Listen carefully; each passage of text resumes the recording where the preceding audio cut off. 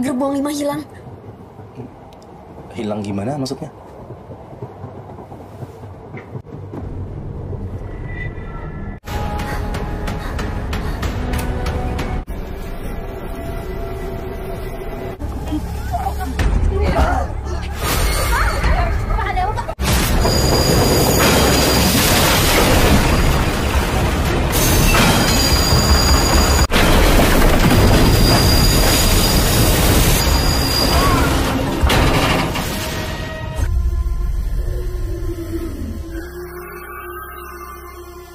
Mereka ada di dalam terowongan. Lanjut jalan sekarang. Apa itu barusan?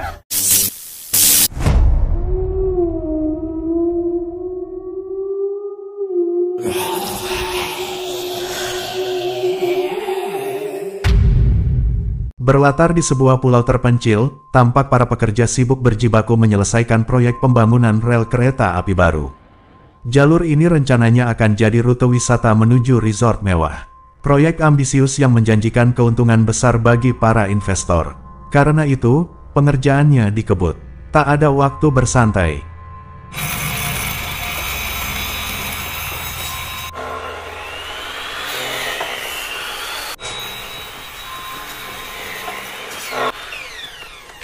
Opo? Jayo. Dua pekerja, Pak Joko dan Iman, masih bekerja hingga larut malam. Mereka dikejar target. Kalau tak rampung, gaji mereka terancam dipotong oleh atasannya esok pagi. Kalau kita berhenti sekarang, besok upah kita akan dipotong. Malam makin larut. Iman masuk ke dalam terowongan untuk menimbun rel dengan kerikil. Tapi waktu berlalu, dan ia tak kunjung kembali. Pak Joko yang menunggu mulai gelisah. Lalu, suara aneh terdengar dari dalam terowongan. Dengan ragu, Pak Joko pun melangkah masuk untuk mencari rekannya. Tapi detik berikutnya, matanya membelalak, pemandangan mengerikan muncul di depan sana.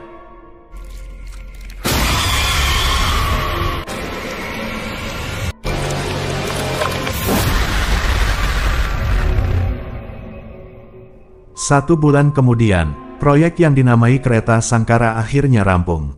Untuk merayakan perjalanan perdananya, diadakan pesta besar-besaran. Pertunjukan jaranan, debus, dangdut koplo, gamelan, semua ditampilkan meriah di stasiun pemberangkatan. Masyarakat berdatangan, tak ketinggalan Pak Bara, ketua daerah setempat, yang juga turut mengundang Pak Santoso, seorang pengusaha dan sponsor terbesar dalam proyek ini. Santoso bahkan akan ikut dalam perjalanan kereta eksklusif tersebut.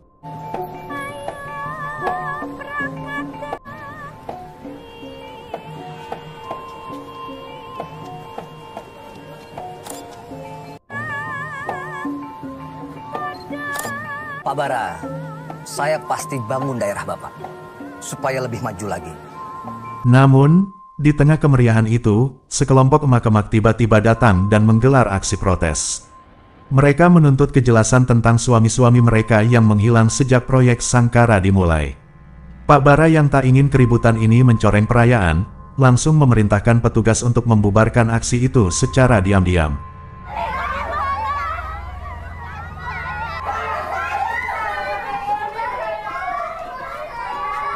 Dan urus ini semua, sampai beres. Paham nggak? Lalu, para penumpang pun mulai naik ke atas kereta. Ada Kembang dan Purnama, kakak adik yang tampak gembira. Kembang terlihat begitu senang, akhirnya bisa berlibur bersama sang kakak yang baru sembuh dari sakit. Perjalanan mereka dipandu oleh pramugara bernama Tekun. Sosok yang ramah dan siap melayani keperluan penumpang. Di gerbong lain, beberapa selebgram sibuk menyiapkan konten liburan perdana mereka. Di gerbong eksekutif, sepasang kekasih misterius tampak tenang. Tapi siapa sangka, mereka adalah penipu online yang sedang dalam pengejaran polisi. Dan di salah satu kursi ekonomi, duduk seorang wanita bernama Bu Ramla. Ia naik kereta ini demi satu tujuan, mencari suaminya Pak Joko, yang menghilang sebulan lalu, yang tadi sempat kita lihat di awal cerita. Setelah semua penumpang duduk di tempatnya masing-masing, suara masinis terdengar dari pengeras suara. Kereta Sangkara akan segera berangkat. Kereta Sangkara akan segera berangkat.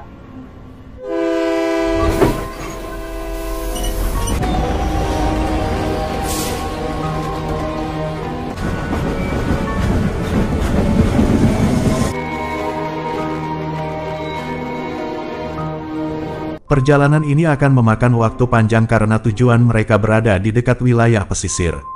Rutenya melintasi hutan dan beberapa terowongan tua. Pak Bara dan Pak Santoso duduk di gerbong nomor 1 dan 2, bagian eksekutif yang mewah. Sementara penumpang lainnya duduk di kelas ekonomi, mulai dari gerbong 3 hingga gerbong paling belakang, yaitu gerbong 5. Perjalanan kereta api Sankara akan ditempuh dalam waktu 2 jam. Cheers. Cheers. Wisata daerah ini pasti akan banyak berkahnya kalau dipimpin oleh bupati sebaik Bapak. 1, 2.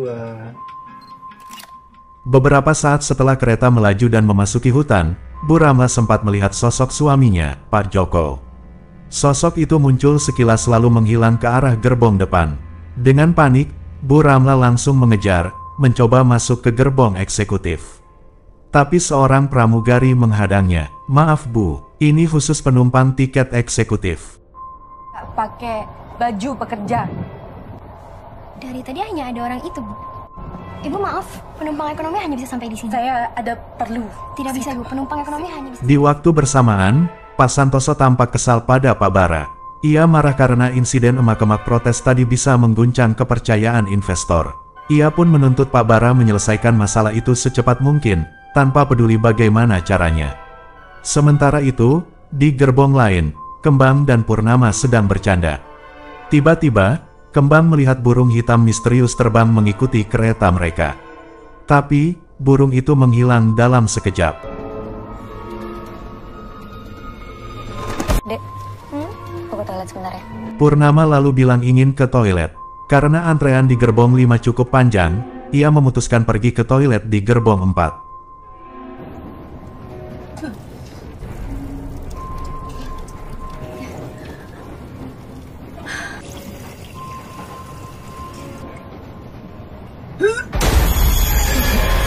Tak lama kemudian, kereta mulai memasuki sebuah terowongan panjang.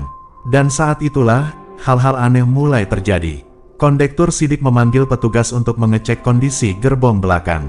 Sementara itu, Kembang merasa gelisah karena Purnama tak juga kembali. Ia pun menyusul ke gerbong 4. Tapi, suasana mencekam, dan sesuatu yang mengerikan muncul dari balik pintu.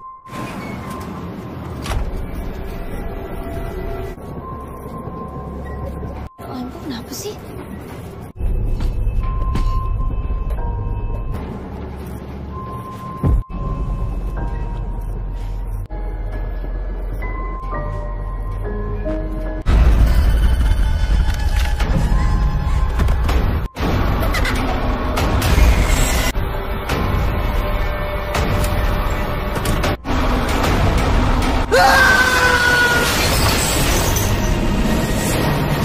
Purnama muncul kembali, dan saat ia menoleh ke arah belakang, gerbong nomor 5 tempat duduk mereka telah hilang tanpa suara, tanpa jejak. So, ya kan gue takut kalau kenapa-napa. Lagian lama banget sih.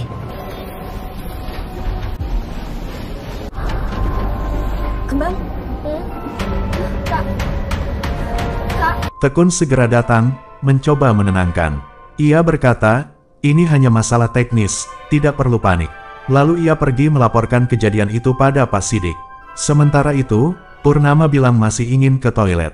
Kembang pun menunggu, sambil membuat kopi. Tiba-tiba, telepon dari dokter masuk. "Kembang, maaf, tapi Purnama belum sembuh total. Ia harus kembali ke rumah sakit hari ini juga." Kembang terdiam, kecewa. Selama ini ia begitu mengkhawatirkan Purnama, tapi ternyata sang kakak belum jujur. Namun, Purnama lalu mengungkapkan isi hatinya. Kalau gue bilang pasti lo gak mau pergi kan? Kita gak akan ada di sini. Bisa bohongin gue kayak gini? Yang selalu ada buat lo tuh siapa, Kak? Nggak tahu, rasanya nggak bisa ngapa-ngapain di rumah sakit deh. Gue capek minum obat tiap hari. Tiap hari di badan gue banyak banget obat. Gue mendingan di sini lihat pemandangan indah, ngabisin waktu sama lo deh. Lo tau gak kenapa? Waktu gue tuh gak lama lagi. Kembang tersentak. Ia merasa bersalah karena selama ini pun ia jarang hadir di sisi kakaknya. Ia pun berjanji akan lebih banyak meluangkan waktu setelah perjalanan ini. Sementara itu, Tekun yang hendak menghubungi pusat, mendapati alat komunikasinya tiba-tiba rusak. Tanaman liar aneh seperti menjalar dan menutupi panel komunikasi.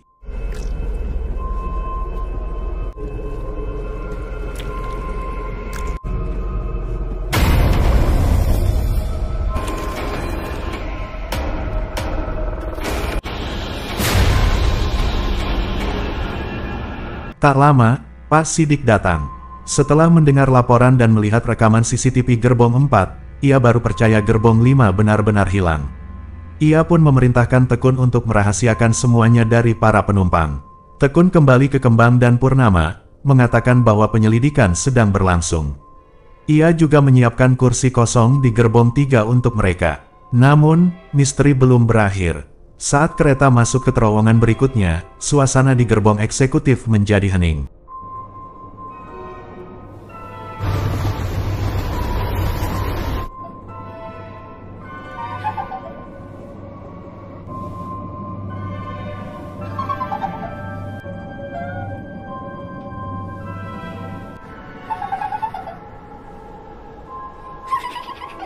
Tapi yang paling mengerikan, terjadi di gerbong nomor 4. Beberapa penumpang mulai bertingkah aneh, seperti kerasukan. Seorang kameramen berusaha merekam kejadian itu, dan tanpa sadar, ia menangkap sosok aneh yang muncul di tengah gerbong. Setan, cungurung, rekaman ini tanaman di sini. Penghasilan tambahkan. Ada sirup.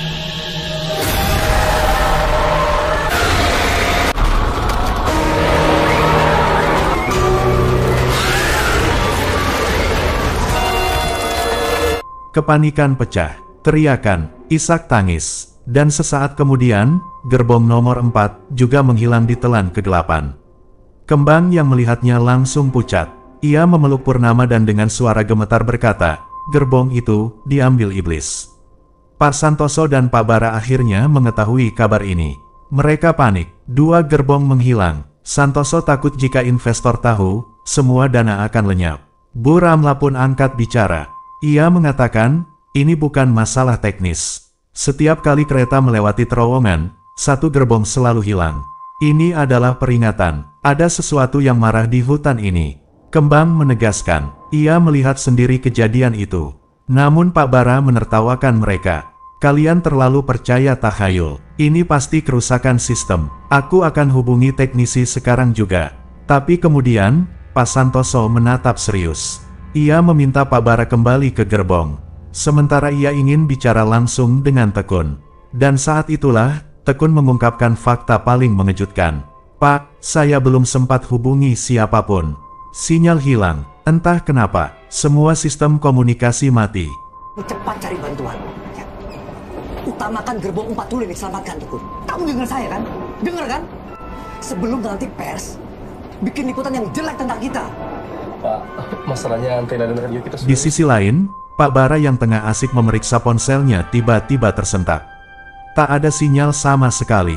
Dan yang membuatnya makin gelisah, di kursi sebelah, tumbuh tanaman aneh seperti akar liar, yang seharusnya tidak ada di dalam gerbong. Dengan panik, ia menutupinya pakai jaket, tak boleh ada satupun investor melihat ini. Tanpa buang waktu, Pak Bara langsung mencari Pak Sidik dan memerintahkannya menghubungi petugas lapangan. Tapi jawaban dari Sidik justru menambah kepanikan. Bukan cuma ponsel Pak, radio dan semua alat komunikasi di kereta ini juga mati total. Pak Bara langsung menyusun rencana darurat. Ia hendak menenangkan penumpang dengan cara meminta maaf, dan menawarkan kompensasi berupa layanan gratis untuk mereka yang kehilangan gerbong. Tapi Pak Sidik menggeleng pelan. Matanya terlihat berat dan penuh ketakutan. Ini bukan sekedar tertinggal Pak, gerbong itu diambil oleh makhluk yang menyerupai iblis. Saya lihat sendiri di rekaman CCTV. Kata Pak. Dihapus. Orang saya di kepolisian akan ngurusin hal-hal ini. Nanti orang-orang curiga kalau salah satu rekaman CCTV hilang.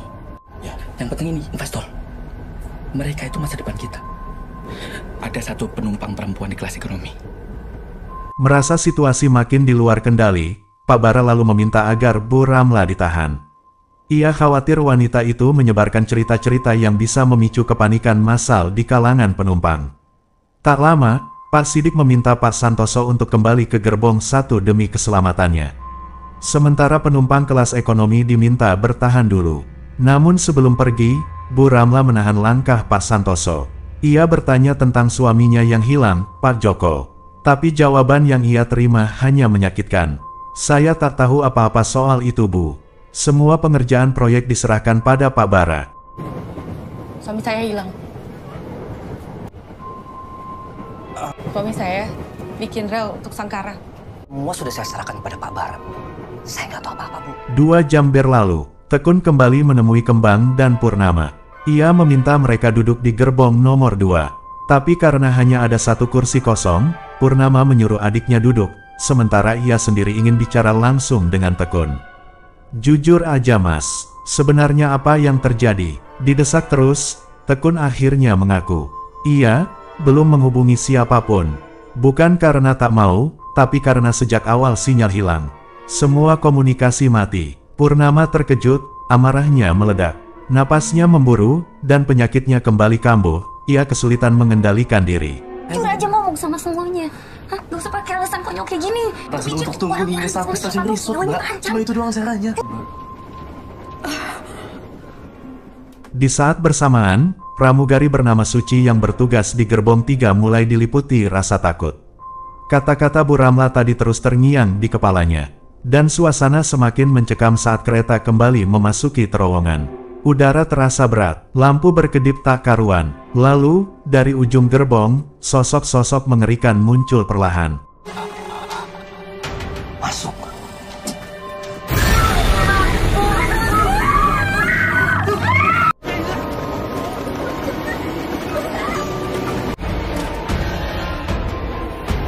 Tekun, Pak Santoso, dan yang lain melihatnya sendiri. Tak bisa disangkal, gerbong 3 telah diambil alih oleh kekuatan tak kasat mata. Kepanikan pun menyebar ke gerbong 2. Semua mulai menjerit.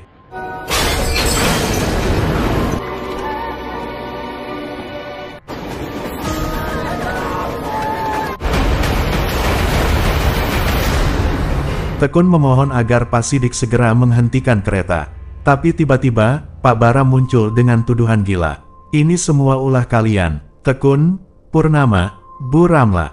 Kalian yang lepaskan gerbong 1 per 1. Kalian mau merampok penumpang VVIP ya. Tuduhan itu membuat si buronan penipu online yang duduk di gerbong 2 mulai gelisah.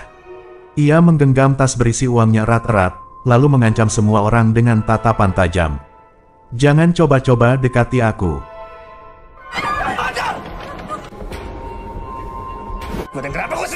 Sementara itu, Pak Bara kembali ke gerbong 1. Ia membisikkan kebohongan besar pada para penumpang VVIP. Di gerbong belakang sedang terjadi perampokan. Kalian semua dalam bahaya. Di waktu yang sama, di gerbong 2, si buronan mulai panik. Ia menyerang Purnama, tapi senjatanya malah meleset dan mengenai dirinya sendiri. Tubuhnya ambruk. Purnama segera melindungi adiknya. Ia berteriak agar penumpang segera ikut pindah ke gerbong 1 sebelum terowongan berikutnya datang. Tapi, mereka tak percaya. Mereka malah menangkap Tekun. Mereka yakin, Tekun dalang dari semua kekacauan ini. Tekun pun dihajar habis-habisan. Namun, saat keributan memuncak, semuanya mendadak terdiam. Suhu di dalam gerbong turun drastis. Lalu dari kegelapan, muncul sosok iblis tinggi. Hitam, berwajah seperti akar pohon membusuk. Dan dalam sekejap, makhluk itu menghabisi seluruh penumpang di gerbong 2, hingga lenyap tak bersisa. Hanya Tekun yang berhasil menyelamatkan diri sebelum gerbong itu juga hilang ditelan iblis.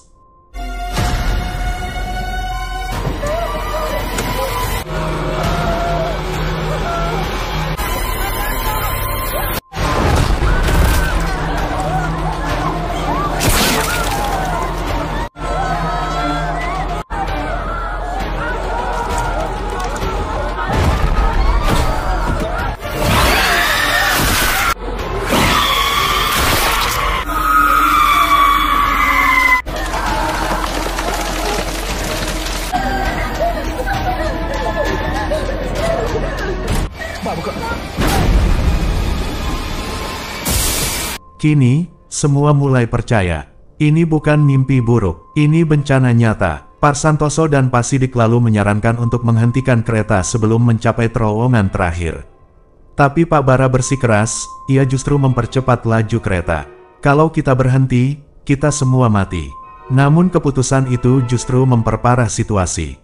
Keributan pecah. Tekun didorong, terlempar keluar dari kereta. Pak Sidik yang panik, akhirnya menarik tuas rem secara paksa. Namun tindakan itu, justru membuat kereta keluar dari rel dan berhenti dengan hentakan cukup keras.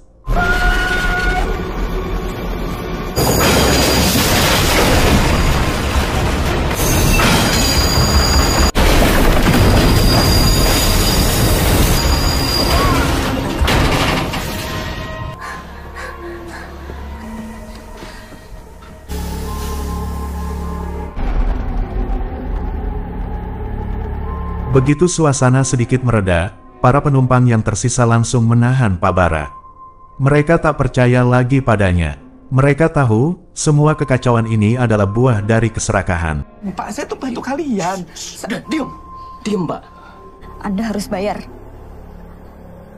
apa yang Anda lakuin ke Tekun. Para penumpang sepakat meninggalkan kereta. Mereka akan berjalan kaki melewati hutan, asal tidak lagi masuk ke terowongan. Sebelum berangkat, Bu Ramla mendekati Pak Bara sekali lagi. "Tolong Pak katakan, di mana suami saya?" Namun, seperti biasa, Bara mengelak. "Saya benar-benar tidak tahu." Tapi kali ini, Pak Sidik tak tahan lagi.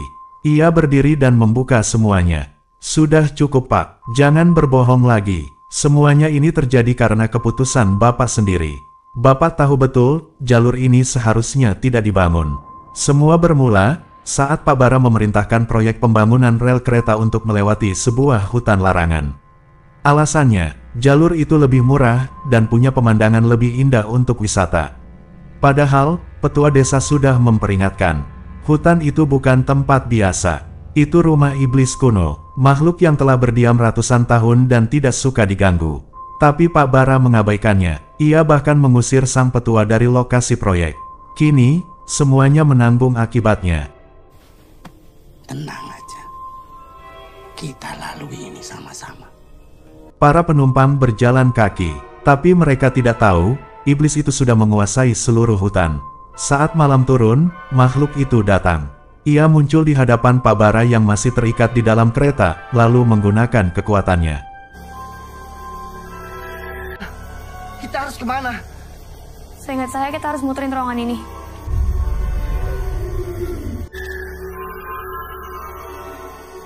Mereka ada di dalam terowongan. Lanjut jalan sekarang. Apa itu barusan? Ayo. Kesini. Paling membinasakan demi segenggam tanah. Kenapa hutanku kau ratakan? Pancen wis watake menungso kaya kowe. Menungso kemaro. Telah salah menempatkan menungso.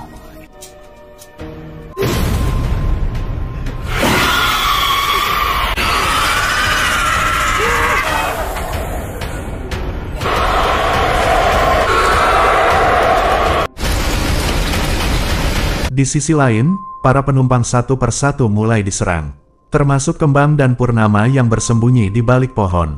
Satu demi satu, mereka berubah menjadi tanaman. Menjadi bagian dari hutan ini.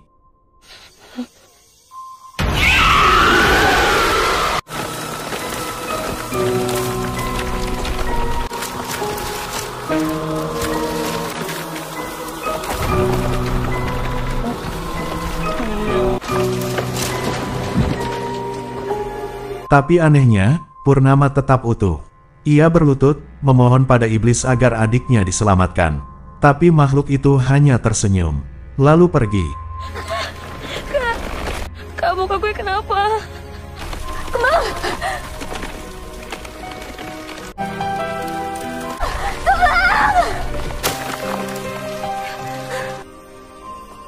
Kembang! Jangan ninggalin gue kan. Gak boleh tinggalin gue. Ambil saya, jangan ambil saya.